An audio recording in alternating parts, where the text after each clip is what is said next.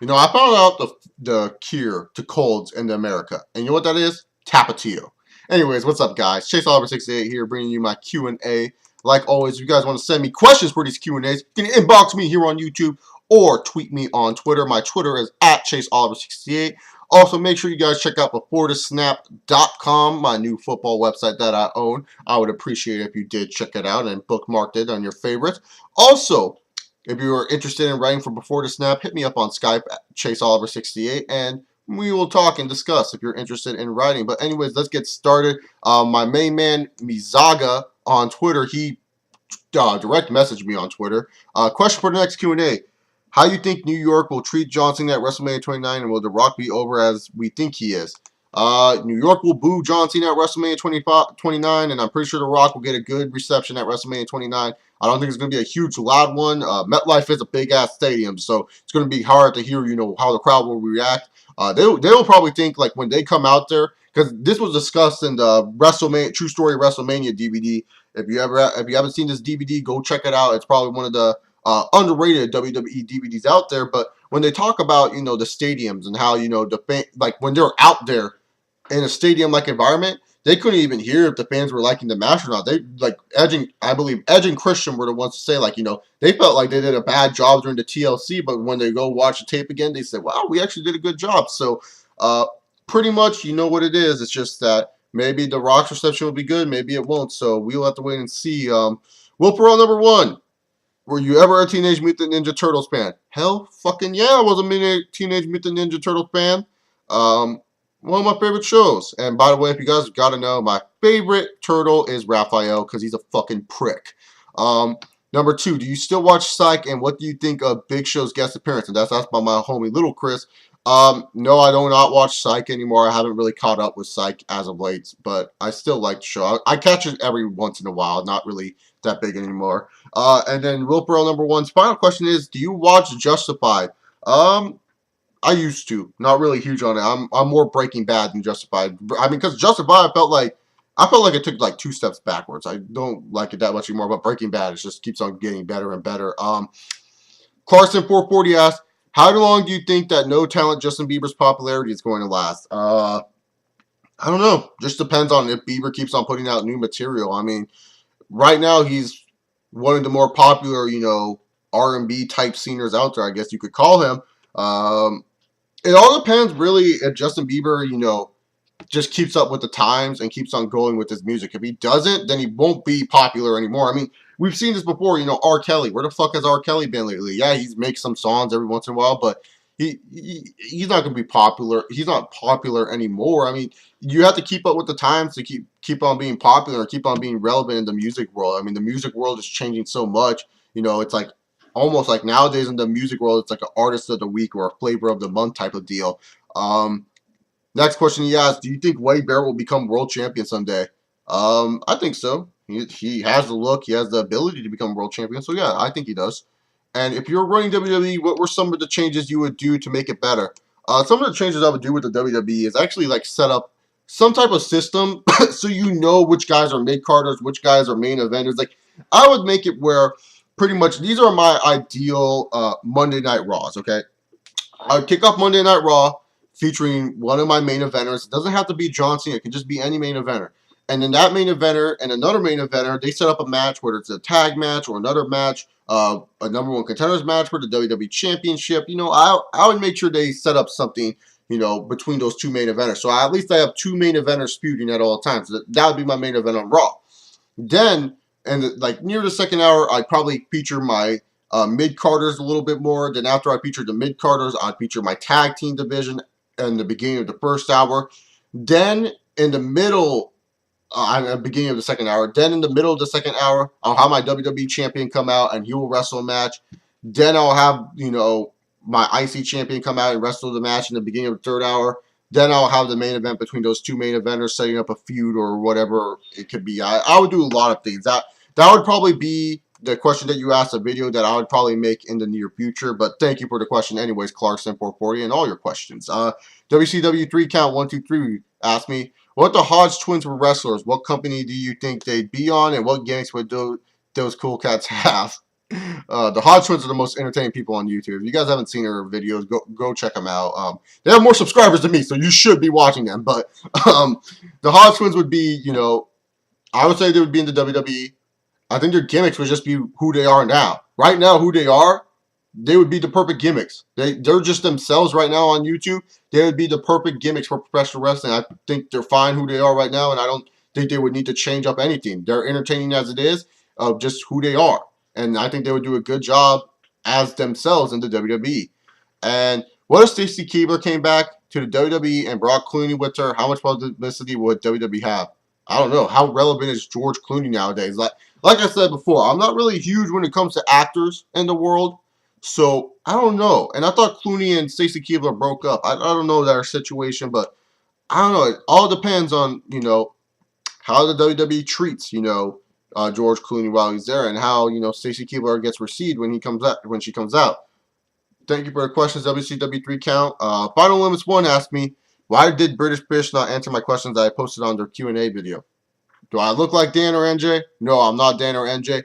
I'm friends with them, but I don't know why I didn't answer your questions, dude, so I can't really answer that question. Sorry, dude. Would you date a girl who only wants you to dress and act a certain way that she demands? Nope. That's a simple question. There's no answer. There's no way I would date a girl like that. And the final question is, what are the top 3 games that you got expecting to be good game and couldn't wait for the game to come out, only for when you finally got the games it sucked big time? Gears of War 3, definitely up there. I was so pissed off about that game. I was all excited for it, and it turned out to be bad. Didn't like it all that much. I don't know if GTA downloads count, because I was going to say the Balgate Tony, but let's see, what other games were there that I was like kind of pissed off that came out. Like, I only buy games that really, Spider-Man 3, talked about that in my Xbox 360 collection. I was so excited for Spider-Man 3 because I loved Spider-Man 2 on the PS2. And if I were to throw a third one in there, that's a hard one because there's a lot of games that have disappointed me. I'll probably say when I was a little kid, Pokemon. What version did I get? Ruby, I think I got Ruby or Sapphire, whichever one I got. Those ones disappointed me a lot because, like, it was been a long time since we got a new Pokemon game, especially this was the first game for the Game Boy Advance. And I was like so excited because I was so done with my crystal. Like, seriously, I did like everything on my crystal. Like, there's pretty much nothing left I could do. Pretty much, like, my crystal was so outplayed. Like, it was pretty much just saying, like, hey man, I'm done. You have your team. You have your Pokemon all at level 100. There's nothing more I can do. And I was just playing that game just because I was bored, waiting for a Pokemon game. And then Sapphire and Ruby came out, and they were disappointing to me. So those are 3 games that I would probably say are disappointing. Real Spider-Man Noir fan says, what pisses you off to no end? Pretty much when people treat me like a little child, because I'm not a little child. I'm a fucking grown-ass man, and I can't be treated like a little child. That pisses me off. Ever wasted a ton of money on movies or games that ended up sucking? Nope, because I don't waste my money on shit that stinks. I mean, yeah, I answered the question of top 3 games I was disappointed in, but I don't think it's like, super duper sucking. I rented most of those games, like Pokemon and Spider-Man 3 were the only 2 that I really bought. So no, I never really wasted my money on shit that I think sucks. What would you do if Justin Bieber spat on your face like he did to one of his neighbors? I'll kick that little punk ass. I'd fucking kick his ass. That's what I would do. Ain't gonna take that from Justin Bieber. I'll be like, Justin Bieber, why in the blue fuck did you spit in my face? Unless he said, hey man, I'll offer you $1 million. Then I'll be like, okay, I ain't gonna deny $1 million. So pretty much, yeah, that's pretty much what I'll do. And final question comes from Cantorous Mike Work. He asked me, why does the Lex Man act so stuck up and arrogant all the time? I don't think he acts like that. That's not really his personality. I don't know, maybe because I actually talk to the Lex Man from time to time and I don't see him like that. He's just really passionate about wrestling, so I give him props there. He's passionate about wrestling. Let him be passionate about it. I mean, that's what he likes to do. He likes to be passionate. He likes to, give his opinions. Because once again, our opinions are our opinions. You ain't gonna change my opinion, baby. You can tell me John Cena sucks all you want.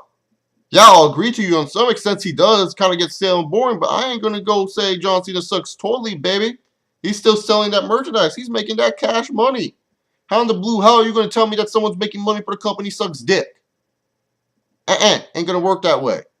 You know, that's how Deluxeman is. He's like, you know, it's my opinion. You ain't gonna change my opinion. And I feel that's what most YouTubers should have, where, you know, we have an opinion. Yes, we're open minded to what you're saying. Yeah, I mean, to a lot of you subscribers, we are open minded to y'all. But the thing is, we have our opinions too. We can't just change our opinions for you guys, okay?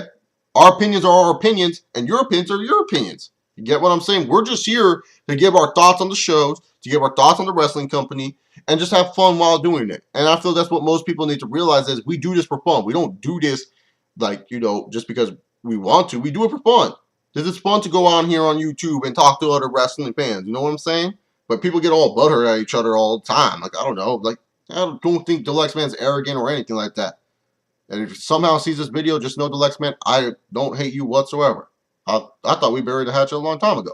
But just saying, I don't think he feels like, I don't think he comes off as that way. I think that he's just really strong, focused on his opinion, and rightfully so. Have you ever got turned down by a girl? If so, how? Yes, I have been turned down by a girl. A couple times. I think it was more of I got friend zoned. Well, not really friend zoned. I would probably say somewhat. It was just we never had a connection. So yeah, I have. Got turned down a girl for prom. Not a big deal. Unlike most people, I will admit, I'm not perfect. As much as I would like to think I'm perfect, yes, I've been turned down by women before. Women are going to turn you down, guys. Get used to it. That's how they are. If you can't get used to that, you're pretty much not going to be successful in life. And then the final question is, what are your thoughts on the Resident Evil games, and have you played any? Why not? I'm being dead honest here. Never played a Resident Evil game. I don't like scary games. I don't like horror movies. I'm afraid of that type of shit. I know it's just a movie. I know it's just a video game. But it scares the shit out of me, damn it. So that's why I never really played it. But anyways, guys, thank you for the questions. Remember, you can keep on sending the questions via inbox here on YouTube. You know, you get the idea. And on Twitter. This is ChaseAlbert68 here. Make sure you guys stay tuned to this channel. Gonna keep on uploading. It's WrestleMania week, baby! You gotta be excited for that. I mean, it's WrestleMania.